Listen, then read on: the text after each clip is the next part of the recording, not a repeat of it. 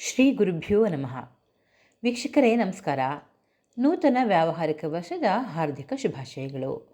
ನಿಮ್ಮ ಜನ್ಮದಿನಾಂಕ 5-14-23 ಆಗಿದ್ದಲ್ಲಿ 2025ರ ಪರಿಣಾಮಗಳೇನು, ಯಾವ ಕ್ಷೇತ್ರದಲ್ಲಿ ಅನುಕೂಲ, ಯಾವ ಕೆಲಸ ಮಾಡುವಾಗ ಜಾಗೃತರಾಗಿರಬೇಕು ಅನ್ನೋದನ್ನು ನೋಡೋಣ. ಸಂಖ್ಯೆ 5 ಬುಧ ಗ್ರಹರದು. ಬುಧ ಅಂದ್ರೇ ಬುದ್ಧಿ. ಬುದ್ಧಿ ಕೆಟ್ಟರೆ ಎಲ್ಲವೂ ಕೆಟ್ಟ ಹಾಗೆ. ಅದೇ ರೀತಿ ಬುದ್ಧಿ ಸರಿ ಇದ್ದರೆ ಎಲ್ಲವೂ ಸರಿ ಇದ್ದಂತೆ. ಲೆಕ್ಕಾಚಾರ, ಹಾಸ್ಯ, ಕಮ್ಯುನಿಕೇಷನ್, ಬರವಣಿಗೆ, ಲೇಖನ ಇತ್ಯಾದಿಗಳು ಬುಧನಿಗೆ ಸಂಬಂಧಿಸಿದ್ದು. ಇನ್ನು 2025 ನಿಮ್ಮ ಪಾಲಿಗೆ ತಕ್ಕ ಮಟ್ಟಿಗೆ ಚೆನ್ನಾಗೇ ಇದೆ.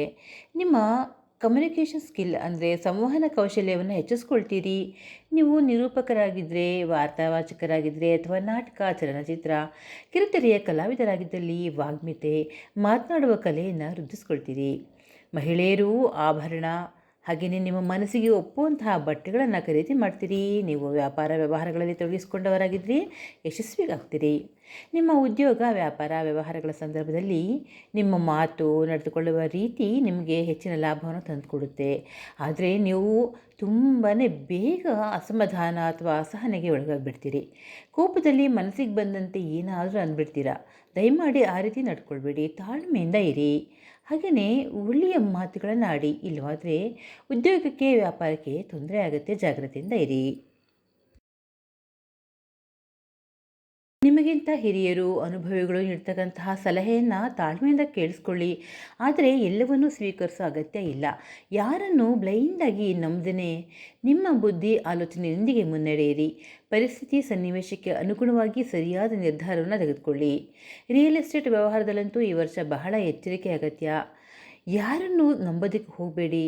ಯುವಜನರು ಕೂಡ ಅನಗತ್ಯ ಗುಂಪುಗಾರಿಕೆ, ವಾದವಿವಾದಗಳಿಗೆ ಅವಕಾಶವನ್ನು ಮಾಡಿಕೊಡ್ಬೇಡಿ. ಅಪಶಬ್ದಗಳನ್ನು ಬಳಸದೇ ಜೋಪಾನವಾಗಿರಿ. ಒಳ್ಳೆಯ ಮಾತುಗಳನ್ನು ಆಡಿ. ಇನ್ನು ಕಾರು, ದ್ವಿಚಕ್ರ ವಾಹನ ಮೊದಲಾದವುಗಳ ಮಾರಾಟಕ್ಕೆ ನಿಮಗೆ ಈ ವರ್ಷ ತುಂಬಾ ಚೆನ್ನಾಗಿದೆ. ಅದರ ವ್ಯವಹಾರದಲ್ಲಿ ಕೂಡ ನೀವು ತೊಡಗಿಸ್ಕೊಂಡಿದ್ರೆ ಲಾಭ ಖಂಡಿತ ಇದೆ. ವಿದ್ಯಾಭ್ಯಾಸ ಅಥವಾ ಉದ್ಯೋಗದ ಸಲುವಾಗಿ ವಿದೇಶಕ್ಕೆ ಹೋಗಲು ನೀವು ಪ್ರಯತ್ನಿಸಿದರೆ ಈ ವರ್ಷ ನಿಮಗೆ ಖಂಡಿತ ಅನುಕೂಲ ಆಗುತ್ತೆ.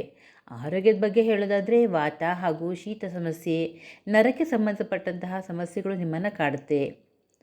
ವೀಕ್ಷಕರೇ, ಸಂಕಷ್ಟಗಳೇನಾದರೂ ಇದ್ದಲ್ಲಿ ಗಣಪತಿಗೆ ಗರಿಕೆಯನ್ನು ಅರ್ಪಿಸಿ. ನಿಯಮಿತವಾಗಿ ಧ್ಯಾನ, ವ್ಯಾಯಾಮದಲ್ಲಿ ತೊಡಗಿಸಿಕೊಳ್ಳಿ. ಶುಭವಾಗಲಿ.